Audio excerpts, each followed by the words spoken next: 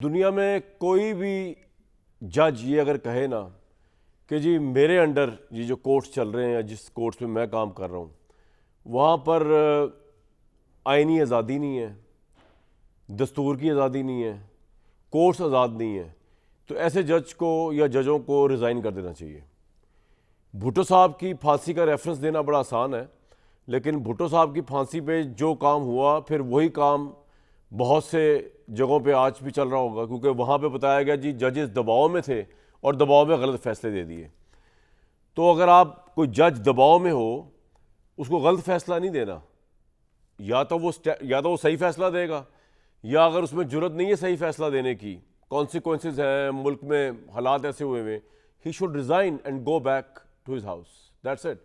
और कोई चॉइस नहीं है, क्योंकि ये कोई आम खेल नहीं है। मीडिया 100% आज़ाद हो या आज़ाद ना हो कोई फ़र्क नहीं पड़ता इससे, क्योंकि मीडिया के पास लोगों की ज़िंदगी मौत के परवाने नहीं है। लोगों को ज़मानतें नहीं मीडिया के एंकर से देनी बैठ के, या किसी को उम्र कैद, किसी को फांसी, किसी को सूली में लटकाना। लेकिन एक जज जो है उसके हाथ में लोगों की ज़िंदगी और मौत होती है। अगर वो ये समझे कि जिस कोर्ट के अंदर वो काम कर रहा है ना वहाँ आइन की बालादस्ती है, ना वहाँ सारे जज सही हैं,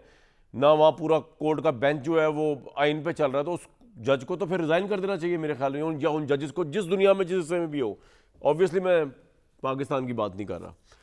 इस वक्त जो सिचुएशन चल रही है उसके अंदर बड़ी मुझे इंटरेस्टिंग सिचुएशन लगी कि शहबाज शरीफ साहब आज गुफ्तगू फरमा रहे थे, CPEC 2 चाइना के साथ बात हो रही थी, बिज़नेस कम्युनिटी से वह खिताब कर रहे थे। ये विज़िट जो है ये मुझे तो लग रहा है कि एक नई स्टेट्समैनशिप नज़र आ रही है शहबाज शरीफ साहब के अंदर, क्योंकि उन्होंने अमेरिका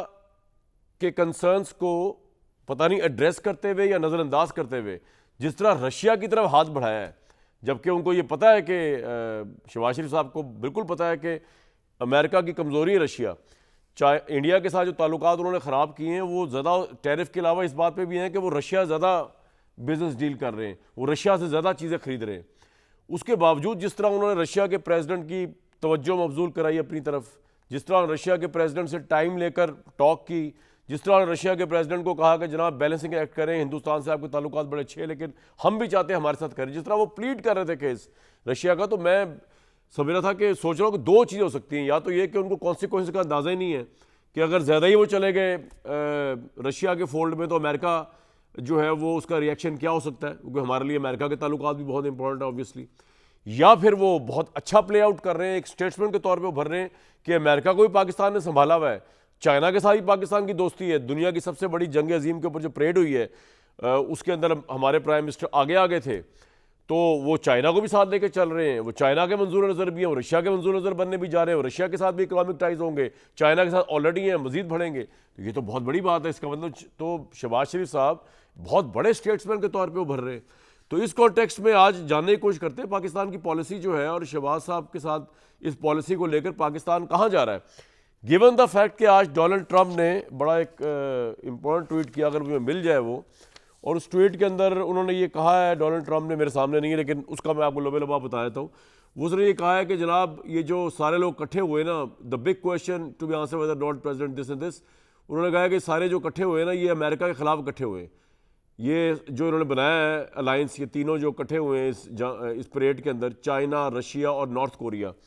और उसको अगर ऊपर चलाएं आप, तो उन्होंने कहा है कि ये सब अमेरिका के खिलाफ इकट्ठे हुए। तो एक ऐसी परेड में जहाँ पे अमेरिका का प्रेसिडेंट समझ रहा है कि उसके खिलाफ एक अलायंस बनने जा रहा है, वहाँ पाकिस्तान के प्राइम मिनिस्टर तो आगे आगे बड़ी अच्छी बात है, और दूसरा उन्होंने जो है वो जिस तरह रशिया के साथ काम किया है, as you conspire against United States, warmest regards दिए तंज करते हुए।